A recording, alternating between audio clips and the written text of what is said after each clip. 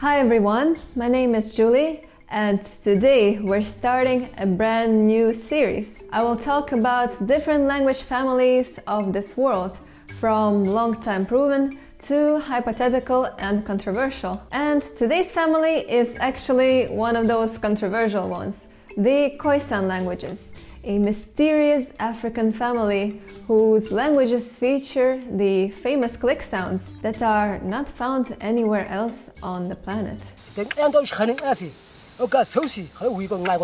Before talking about the Khoisan language family itself, let me just quickly touch on African linguistics in general. Africa, as you know it, is a huge continent with an enormous language diversity. It possesses at least 2,000 languages, almost a third from the world's 7,000. But because of how remote and under-researched African languages are, until mid-20th century there were no strong theory on African language genealogy. In the 60s, Joseph Greenberg, an American linguist, finally put African languages, and not only African, in some order. He split the whole African linguistic variety into 4 macrofamilies: Afro-Asiatic, Niger-Congo, Nilo-Saharan, and Khoisan. It is surprising how Greenberg actually nailed it. Niger-Congo and Afro-Asiatic families are more or less widely accepted still today. On the other hand, of course, this classification has many imperfections that have been progressively corrected since. And even though the Khoisan language unity as a family has not yet been proved, it is still widely used. So let's talk about the languages themselves. The Khoisan languages are spoken in the southern part of the African continent. There are also 2 isolates in East Africa that were included in this family by Greenberg, but nowadays researchers usually don't include them. The Khoisan languages are spoken by the Khoisan people, a unique people group that were the first, according to genetic studies, to diverge from humanity's genealogical tree. Here it is a case when genetics overlaps completely with linguistics. The Khoisan languages are also the most divergent from all the other languages. The most obvious unique feature of this family is the extensive usage of click sounds. And that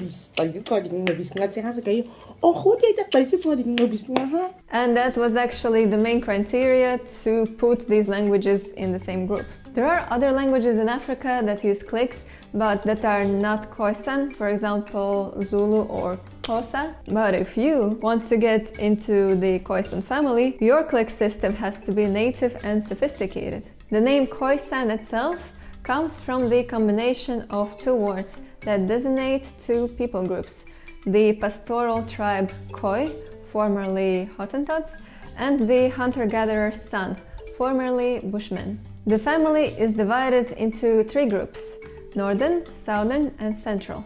And even though the relationship between them is not proven, but at least most of the linguists agree that these 3 groups do really exist. The Northern branch, or the Kha family, is composed of 2 main branches: Ju, which itself includes languages closely related to each other and forming a dialect continuum, and Hoan. There are about 50,000 speakers of the Kha languages, which are spoken by the hunter-gatherer communities mostly in northeast Namibia and in Angola and Botswana, close to the Namibian border. It is speculated that the Hoan branch has split the earliest, probably around 2000 BC, while the others started diverging around 300 AD, so they are slightly older than the Romans family, for example. Now, the southern branch, or Tu, has a sad situation, as most of the languages here are either extinct or endangered.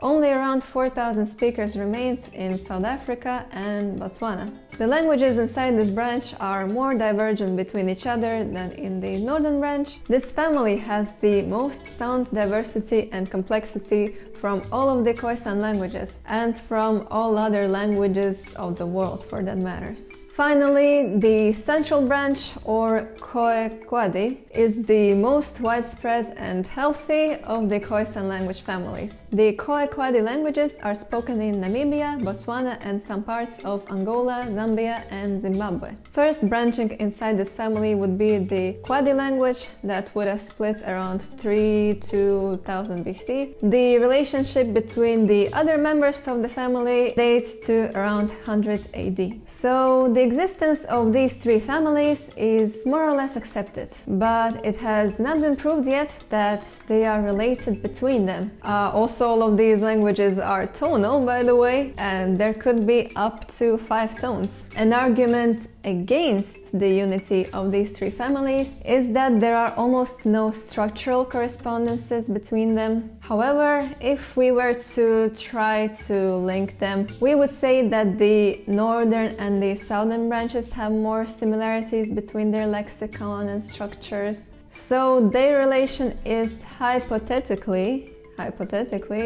more likely. The central branch is a little bit apart.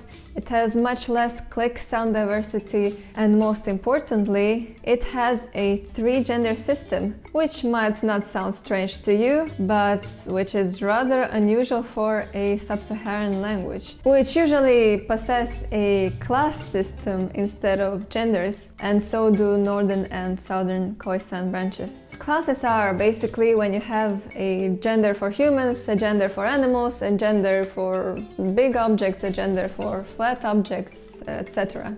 Because the central Khoisan languages don't have that, before Greenberg's classification, the large Khoekhoe branch inside of this family was suspected to be connected to Cushitic languages, which are themselves Afro-Asiatic, so pretty far apart. But this theory was also reinforced by the fact that the Khoi people were pastorals and not hunter-gatherers. You can see that there is a lot of mess and unclarity inside this family already, but these two dots add even more confusion. Sandawe and Hadza are language isolates that are spoken in Tanzania, surrounded by completely different languages. Sandawe is spoken by around 40,000 people, but Hadza by only 800. These languages were included into the Khoisan family because they also had an extensive click sound system, even though much smaller than the other members of the family. Only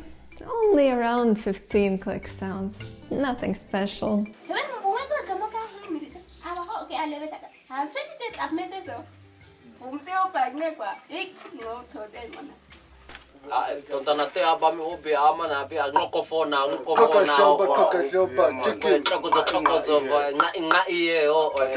And if Sandawe does have a very small amount of overlap with some basic vocabulary of the central Khoisan branch, but Hadza has no overlap whatsoever.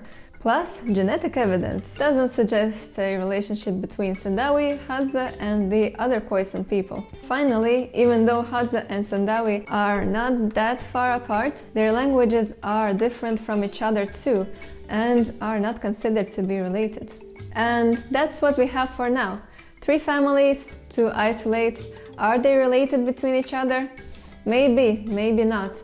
Still so many things to research and to prove. This was our first attempt to venture into the complicated world of African language typology. For sure, there are more questions than answers. And for sure, with more research, all of the existing systems will be rewritten over and over. But thank you so much for watching, and I hope I'll see you next time.